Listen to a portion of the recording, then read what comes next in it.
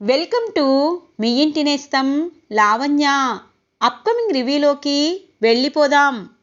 బాగి బుజ్జమ్మ హైదరాబాదు చేరుకుంటారు. ఇంతలో వార్డెన్ కనిపిస్తారు. అమ్మ బాగి, సరస్వతి మేడం ఫోన్ చేసి చెప్పారు, మన ఆశ్రమంలోనే మీరు పాప ఉండొచ్చు అని చెప్పి ఇక వాళ్ళిద్దరిని అక్కడి నుండి తీసుకుని వెళ్తూ ఉంటారు. కరెక్ట్గా అప్పుడే అమర్ కూడా అటువైపు చూడడంతో పాప కనిపిస్తుంది. పాపని చూడగానే తను మళ్ళీ చిన్ననాటి అరుంధతి జ్ఞాపకాలని గుర్తు చేసుకుంటారు. ఇంతలో అమర్ ఫ్రెండ్ వచ్చి, ఒరే అమర్, ఏంటి ఎక్కడికో వెళ్ళిపోయావు, ఆ పాపని చూస్తున్నావేంటి అనగానే, ఆ పాప అనగానే తను చాలా ముద్దుగా మాట్లాడుతుంది. అలాగే నాకు బస్సులో బాగా టైంపాస్ అని చెప్పి అంటూ ఉంటారు. సరే ఇంటికి వెళ్దాము అని చెప్పి ఇక తన ఫ్రెండ్ని ఇంటికి తీసుకుని వెళ్తారు అమరేంద్ర రాథోడ్. ఇది ఇలా ఉండగా బాగీకి అమరేంద్ర గుర్తుకొస్తూ ఉంటారు. ఏవండి, నన్ను ప్రాణం కంటే ఎక్కువగా చూసుకున్నారు, కానీ మీ నుండి దూరమయ్యి 5 సంవత్సరాలు పూర్తయ్యాయి. మళ్ళీ ఈ హైదరాబాదు చేరుకున్నాను, కానీ ఇంకొక 2 సంవత్సరాలు మీరు నాకు కనిపించకూడదు. నా మీద ప్రేమతో ఎదురు చూస్తున్నారా, లేకపోతే కోపంతో ఉన్న ప్రేమతో మీరు ఎదురు చూస్తారని నాకు తెలుసు, కానీ మన అమ్మ కోసమే ఇదంతా చేశానని నిజం చెప్తాను. ఎందుకంటే అప్పుడు గనక ఆ నిజం చెప్తే మీరు నమ్మరు అని చెప్పి పాపం అమర్ ఫోటో చూసుకొని బాధపడుతూ ఉండగానే ఇంతలో ఆరు పాప వస్తుంది. అమ్మా అమ్మా, స్కూల్లో ఈరోజు జాయిన్ చేయవా అనగానే, అయ్యో ఖచ్చితంగా జాయిన్ చేయాలి, పద వెళ్దాము అని చెప్పి ఫోటో దాచేసి పాపని సైనిక స్కూల్ దగ్గరికి తీసుకుని వస్తుంది బాగి. ఇప్పుడు అమ్ము, అలాగే ఆకాష్, ఆరు వీళ్ళందరూ పెద్దవారు అవుతారు. వాళ్ళు ఇప్పుడు స్కూల్లో చదివే వాళ్ళు కాదనుకుంటా, ఇద్దరే చదవచ్చు, కానీ వాళ్ళని నేను చూడాలి. వాళ్ళు చాలా తెలివైన వాళ్ళు. ఖచ్చితంగా మనోహరి ఆటని వాళ్ళే కట్టిస్తారు, అలాగే వాళ్ళ డాడీని వాళ్ళే కాపాడుకుంటారు. ఆ ధైర్యంతోనే నేను ఇంటి నుండి బయటికి వచ్చాను. మళ్ళీ ఇక్కడున్న సైనిక స్కూల్లో మళ్ళీ నా తల్లి, నా అక్క బుజ్జమ్మ చేరుతుంది అని చెప్పి ఇక స్కూల్లో జాయిన్ చేసి బాగి తిరిగి ఆశ్రమానికి వస్తుంది. ఇది ఇలా ఉండగా అమర్ అరుంధతి ఫోటో దగ్గరికి వస్తారు. ఆరు, ఈరోజు నీ పుట్టినరోజు, కానీ నువ్వు అనాథాశ్రమం నుండి వచ్చినా నీలాగే బాగి కూడా ఆలోచించి తన దగ్గరున్న ప్రతి రూపాయి ఆశ్రమానికే చెందాలని నీలాగే ఆలోచించింది. ఎందుకంటే నీ చెల్లెలు ఈరోజు ఖచ్చితంగా ఆరు కనిపిస్తుందేమోనని నా మనసు చెప్తుంది, కానీ ఆరు నా నుండి కావాలని దూరం అయ్యింది. అలాంటప్పుడు నన్ను చూసినా తను నా దగ్గరికి రాదు అని చెప్పి అనుకుంటూ ఉంటారు. ఇంతలో డాడీ డాడీ, ఆశ్రమానికి వెళ్దామా డాడీ అని అంటారు. అమర్, ఆశ్రమం ఏంటి అని అంటుంది మనోహరి. ఆంటీ, మీకు అమ్మ పుట్టినరోజు కూడా మర్చిపోయారు కదా, ఆశ్రమానికి వెళ్ళి అందరికీ మేము చాక్లెట్స్, బిస్కెట్స్, కేకు కట్ చేసి అక్కడ ఒక 2 hours స్పెండ్ చేసి వస్తాము. నీకు తెలుసు కూడా మర్చిపోయారంటే అనగానే, అవును మనోహరి, నీకు గుర్తులేదు అంటే నువ్వు ఇంట్లోనే ఉండొచ్చు, రండి అని చెప్పి ఇక పిల్లల 4 ఆశ్రమానికి తీసుకుని వస్తారు అమరేంద్ర. ఇది ఇలా ఉండగా బాగీ దగ్గరికి వస్తారు వార్డెన్. అమ్మ, మీరెందుకు పనిచేస్తున్నారు అనగానే, అయ్యో అక్కడున్న సరస్వతి మేడం పనిచేసి ఇచ్చేవారు కాదు, ఇప్పుడేమో పాపకి నేను అన్నీ వండి పెడుతున్నాను. ఇక్కడున్న పిల్లలు కూడా నా పిల్లల్లాగే, అందుకే నేను మార్కెట్కి వెళ్తాను, పాప పాలు తాగుతుంది కదా అనగానే, అవునమ్మా, నిజం చెప్పాలంటే అమరేంద్ర గారికి దూరం అయిపోయి మీరు మళ్ళీ ఇక్కడికి చేరుకున్నారు. అలాగే పాప వాళ్ళ నాన్నగారు పాపని గుర్తుపడితే అనగానే, గుర్తుపడితే వాళ్ళది రక్త సంబంధం కాబట్టి వాళ్ళ నాన్న దగ్గరికి చేరుతుంది, నేను మార్కెట్కి వెళ్తాను అని చెప్పి బాగీ పాపం మార్కెట్కి వెళ్తుంది. ఇంతలో అమర్ కూడా అటువైపు నుండి బాగీ ఇటువైపు నుండి ఆశ్రమం నుండి బయటికి ఇంటికి వస్తారు. ఇక అరుంధతి పుట్టినరోజు కావడంతో పిల్లలకి చాక్లెట్లు, బిస్కెట్లు అన్నీ ఇక అమరేంద్ర పిల్లలు పంచిపెడుతూ ఉంటారు. ఇక అరుంధతి ఫోటో పెట్టి పెద్ద కేకును తీసుకొచ్చి కట్ చేస్తూ ఉండగానే కరెక్ట్గా ఆరు బుజ్జిపాప వస్తూ ఉంటుంది. బుజ్జమ్మని చూసి నలుగురు పిల్లలు అమరేంద్ర షాక్ అవుతారు. ఇక ఏంటి మీరు ఇలా వచ్చి ఇక్కడ అన్ని పంచుతున్నారు, నాకు కావాలి అనగానే, ఎవరు పాప నువ్వు ఇంత బుజ్జిగా ఉన్నావు అనగానే, నిన్ననే వచ్చారు సార్ వాళ్ళు అని అంటారు. ఇక వార్డెన్ అవునా అని చెప్పి అంటారు. ఇక నలుగురు పిల్లలు వాళ్ళందరూ ఆ పాపను చూసి మురిసిపోతూ ఉంటారు. తన్ని పక్కన పెట్టి అందరితో చాక్లెట్లు బిస్కెట్లు పంచిస్తూ ఉండగానే ఇక అమర్ దగ్గరికి వస్తుంది. మీరేంటి ఇలా ఉన్నారు, నాకు చాక్లెట్ ఉంటే ఇవ్వండి అనగానే ఆ చెయ్యి స్పర్శ చూడగానే అమరేంద్రకి కన్నీళ్లు వస్తూ ఉంటాయి. బాగి నువ్వు వెళ్ళి 5 ఏళ్ళయింది, ఖచ్చితంగా మన పాప ఇంతే ఉంటుందేమో అని చెప్పి పాపని చూస్తూ ఉంటారు.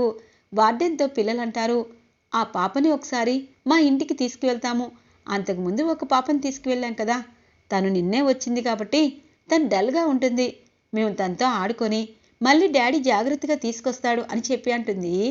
అమ్మో సరేమ్మా వాళ్ళ అని చెప్పి ఆగిపోతారు. వాళ్ళ అమ్మ ఇక్కడున్నారా అని అంటారు అమరేంద్ర. అయ్యో ఇది ఆశ్రమం కదా సార్, వాళ్ళ అమ్మలుంటే వాళ్ళు ఎందుకుంటారు అని చెప్పి వార్డెన్ డబ్బా ఇస్తూ ఉంటారు. ఇక చిన్నారి ఆరు బుజ్జమ్మని ఇంటికి తీసుకొస్తారు అమరేంద్ర అలాగే నలుగురు పిల్లలు. ఇటువైపు మనోహరి, ఏంటి చంబా ఈరోజు ఆరు పుట్టినరోజుని మర్చిపోలేదు, అటు బాగీని కూడా అమర్ మర్చిపోలేదు, ఇంట్లో కళ్ళెదురుగా ఉన్నా నన్ను మాత్రం కనీసం గుర్తు పెట్టుకోవటం లేదు, ఏం చేయాలి అనగానే, అదే కదా మనోహరి, నీ జీవితం నీ యవ్వనం అన్నీ ఇంట్లోనే గడిచిపోయాయి, పిల్లలు ఎదురు తిరుగుతున్నారు, అలాగే 5 సంవత్సరాలు గడిచిపోయాయంటే ఇంకొక 2 సంవత్సరాల్లో బాగీ ఇక్కడికి వస్తుంది, బాగీ వస్తే నీకు అసలైన సినిమా మొదలవుతుంది కదా అనగానే, అవును అంతకంటే ముందు అమర్కి ఖచ్చితంగా నిజం చెప్పకుండా నేను జాగ్రత్త పడాలి అనగానే, ఏ విషయంలో అని అంటుంది చంబా. అదే పంతులు గారి విషయంలో, తన కూతురు పెళ్లికి నేను కట్నమే ఇచ్చాను, ఆ కృతజ్ఞతతో కదా బాగీ ఇంటి నుండి వెళ్ళేలా, బాగీ జీవితం 5 ఏళ్ళు వనవాసం చేసేలా అటువైపు పంతులు నా మాట ప్రకారం చేశాడు, ఒకవేళ ఆ పంతులు నోరు జారి చెప్పాడంటే అమరేంద్ర ఖచ్చితంగా నన్ను క్షమించడు, ఇంట్లో చోటివ్వడు, ఇప్పటిదాకా పెత్తనం ఇచ్చాడు కాబట్టి ఇకపై నాకు ఖచ్చితంగా జైలు జీవితమే గడుస్తుంది, అందుకే ముందు ఆ పంతుల గురించి నేను ఎంక్వైరీ చేయాలి అనగానే, అదేంటై ఆ రోజు నుండి పంతులు కనిపించడం లేదా అనగానే, ఏమో నేను వారం రోజుల తర్వాత గుడికి వెళ్తే పంతులకి హెల్త్ బాగాలేదన్నారు, అందుకే నేను పట్టించుకోలేదు అని అంటుంది మనోహరి. అలా అయితే రేపు వెళ్దాంలే అమ్మా అని అంటుంది చంబా. ఇంతలో చిన్న పాపని బుజ్జమ్మని తీసుకొని అందరూ ఇంటికొచ్చేసరికి మనోహరి షాక్ అయిపోతుంది. ఎవరు ఈ పిల్లలేంటి అమర్ అనగానే, ఆశ్రమం నుండి ఈ పాపని తీసుకొచ్చి ఈవినింగ్ దాకా ఆడుకుంటాము, మీకేమైనా ప్రాబ్లమా ఆంటీ అని అంటుంది. అమ్మో ప్రాబ్లం ఏమీ లేదు అని చెప్పి పాపని చూస్తూ, ఏంటి ఈ పాప ఖచ్చితంగా బాగీ కూతురంత వయసే ఉంటుందేమో, 5 ఏళ్ళు, ఒకవేళ బాగీ పాప వచ్చేసారా అని అనుకుంటుంది మనోహరి. ఇక అమరేంద్ర అంటారు, పాపని జాగ్రత్తగా ఆడిపించుకోండి, ఈవినింగ్ తీసుకువెళ్ళి ఆశ్రమంలో వదిలేస్తాను, అలాగే మనోహరి ఆ పాపకి నచ్చిన వంటలన్నీ, అంటే తనకిష్టమైన పాయసం అవన్నీ చెయ్యి, నువ్వు బాగా చేస్తావని అనుకుంటారు కదా అనగానే, నా ముఖం ఆ చంబాకి నాకు వంటొస్తే కదా అని చెప్పి అనుకుంటుంది మనోహరి. ఇక ఇటువైపు అమరేంద్ర బాగీ కోసం ఆలోచిస్తూ కారులో వెళ్తూ ఉంటారు. ఇంతలో ఒక ఆమె కారు కింద పడబోతూ ఉంటే అమర్ ఒక్కసారిగా తన్ని పక్కకు లాగుతారు. అమ్మా మీరు స్పృహ కోల్పోబోతున్నారు మీకు అనగానే అలా స్పృహ కోల్పోతుంది. ఇక అమరేంద్ర వెంటనే తన్ని కారులో ఎక్కించుకొని హాస్పిటల్కి తీసుకువెళ్తారు. తనకి బీపీ షుగర్ డౌన్ అవడంతో కళ్ళు తిరిగి పడిపోయాయని డాక్టర్ చెప్తారు. అమ్మా మీకు ఎలా ఉంది అని అంటారు. బాబు ఎక్కడి నుండి వచ్చావో తెలీదు, కానీ నా ప్రాణాలు రక్షించావు, ఇక్కడ దగ్గరలోనే మా ఇల్లు, నేను వెళ్తాను అనగానే, అదేంటమ్మా, రోడ్డు మీద కళ్ళు తిరిగి పడిపోయారు, అలాంటి మిమ్మల్ని ఇక్కడి దాకా వచ్చి ఇంటి దాకా తీసుకువెళ్ళనా అని చెప్పి అమరేంద్ర ఆమెని, అంటే అమరేంద్రకి ఒక తల్లి వయసు ఉంటుంది, తన్ని ఇంటికి తీసుకుని వెళ్తారు. ఒక్కసారిగా ఇంట్లో ఉన్న ఆ పంతులు గారిని చూసి షాక్ అయిపోతారు అమరేంద్ర. మంచాన పక్షవాతంలో ఉంటారు పంతులు గారు. పంతులు గారు మీరేంటి అని అంటారు. ఇక పంతులు గారు కన్నీళ్లు వస్తూ ఉంటాయి. బాబు మీరు ఆయనకి తెలుసా అనగానే, ఆయన గుడిలో పంతులు గారు కదా, ఇలా ఎప్పుడు జరిగింది అనగానే ఇక పంతులు గారు ఏడుస్తూ ఉంటారు. నీకు నీ భార్యకి విడదీసిన పాపానికి నాకు దేవుడు వేసిన శిక్ష అని ఇక సైగ చేస్తూ ఉంటారు తన భార్యతో. తన భార్య పెన్ను తీసుకుని వస్తుంది. నాతో ఏమైనా చెప్పాలా అని అంటారు అమర్. అవును అవునని చెప్పి పాపం చేత్తో రాస్తూ ఉంటారు. మీకు మీ భార్యకి విడదీసింది నేనే, నేను అబద్ధం చెప్పి మీ భార్యతో అని చెప్పి రాస్తారు. ఏంటి, నా భార్యకి నాకు అబద్ధం చెప్పారా, ఏంటి అబద్ధం అని చెప్పి అంటూ ఉంటారు. ఇక దండం పెడుతూ ఇక మీ ఇంట్లో మనోహరి మనోహరి అని చెప్పి మా దాకా రాసి ఆగిపోతారు పంతులు గారు. అంటే బాగి మీరు చెప్పిన మాట ప్రకారం వెళ్ళిపోయిందా, ఏం చెప్పారు అని అడుగుతారు అమరేంద్ర. ఇక పంతులు గారు పేపర్లో ఇక తప్పుగా రాస్తూ ఉంటే అమర్కి అర్థమవుతుంది.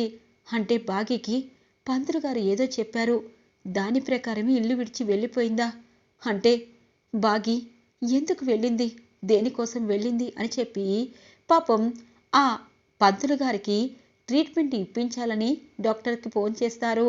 డాక్టర్ ఖచ్చితంగా తనకి మనోవ్యాధి, అలాగే సివియర్గా హార్ట్ స్ట్రోక్ రావడంతో కాలు చేతులు పడిపోయాయన్నారు.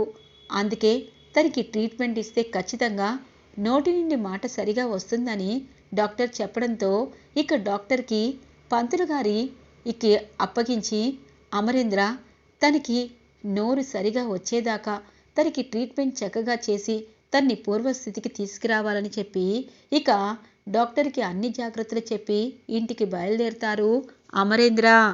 ఈవినింగ్ అవుతుంది. పాపకి చాలా అంటే చాలా ఆటలు పాటలు అన్నీ చేసి, డాడీ ఆదివారం ఈ పాపని మన ఇంటికి తీసుకురావాలి అనగానే, సరే ఇప్పటికే టైం అయింది, మీరు వెళ్ళి చదువుకోండి అని చెప్పి అమరేంద్ర ఇక ఆరు బుజ్జమ్మని తీసుకొని ఆశ్రమానికి బయలుదేరుతారు. ఇక బాగీకి వార్డెన్ చెప్తారు, అమ్మ కొన్నిసార్లు చాలామంది పిల్లలు వస్తే వాళ్ళతో వెళ్తారు కదా, అలాగే అరుంధతి పాపని పంపించాను అనగానే, ఇంకా రాలేదు ఏంటి వార్డెన్ అని చెప్పి టెన్షన్ పడుతూ ఉంటుంది. ఇంతలో గేటు తీసుకొని ఇక అమర్ పాపని చేత్తో పట్టుకొని ప్రేమగా నడిపించుకుంటూ వస్తూ ఉంటారు. ఇక పాప ముద్దు మాటలు చెప్తూ ఉంటుంది. బాగి ఒక్కసారిగా పక్కకి తిరిగి చూసేసరికి అమర్ బాగిని చూస్తారు. మా అమ్మ అని చెప్పి పరుగున అమ్మా అని చెప్పి వస్తూ ఉంటుంది అరుంధతి. ఇక అమర్ ఒక్కసారిగా బాగీని పాప అమ్మ అని పిలవడం విని షాక్ అయిపోతారు. బాగి అని అంటారు. ఇక పాపను తీసుకుని వెళ్తూ ఉంటే బాగి చేతిని పట్టుకుంటారు అమర్. బాగి ఎక్కడికి వెళ్తున్నావు అనగానే, ఆమె మా అమ్మ అని అంటుంది. ఇక ఆ పాప మన పాప బాగి అని అంటారు. అవును అని చెప్పి ఇక వద్దు, నన్ను ఇంటికి తీసుకువెళ్ళాలని మీరు ప్రయత్నాలు చేయొద్దు, నేను ఇంకొక 2 సంవత్సరాలు ఇక్కడే ఉంటాను అనగానే, బాగి ఏం మాట్లాడుతున్నావు, నువ్వు దేనికి వెళ్ళావు అన్నది నాకు సగం అర్థమైంది. పంతులు గారు నీకు ఏదో చెప్పారు కదా, ఆ పంతులు గారికి ట్రీట్మెంట్ చేయిస్తున్నాను. ఎందుకు బాగి నన్ను పిల్లల్ని వదిలి వెళ్ళిపోయావు, నువ్వు లేకపోతే ఇల్లు ఎలా ఉంటుంది అని చెప్పి అంటారు. ఇక పాపకేమీ అర్థం కాదు. వార్డెన్ పాపను తీసుకుని వెళ్తారు. బాగిని కౌగిలించుకొని ఏడుస్తూ, బాగి నన్ను విడిచి ఎందుకు వెళ్ళిపోయావు, ఎందుకు వనవాసం చేశావు, కారణం చెప్పు బాగి అని అడుగుతూ ఉంటారు. ఇక అమరేంద్రకి నిజం చెప్తుంది బాగి. ఇక ఒక్కసారిగా అమరేంద్ర, అంజు కోసం నువ్వు మాకు దూరం అవుతావా, ఎందుకు ఎందుకు ఇంత ప్రేమ బాగి నీకు అనగానే, వాళ్ళు నా అక్క అరుంధతి పిల్లలు, వాళ్ళు క్షేమంగా ఉండాలి, నేను అలాగే బుజ్జమ్మ ఎక్కడైనా బ్రతుకుతాము, కానీ మీ నీడలో వాళ్ళు చల్లగా ఉండాలి, అప్పుడే కదా నేను అక్కకి రుణం తీర్చుకోగలను అని అంటుంది బాగి. ఇక బాగీ మాటలకి కన్నీళ్లతో బాగీకి పాపం క్షమాపణ చెప్పాలనుకుంటారు అమరేంద్ర. ఈరోజు రివ్యూ ఇలా ఇంట్రెస్టింగ్గా ఎండ్ అవుతుంది ఫ్రెండ్స్. రాబోయే రివ్యూ కోసం మా ఛానల్ని సబ్స్క్రైబ్ చేసుకోండి. Thanks for watching friends.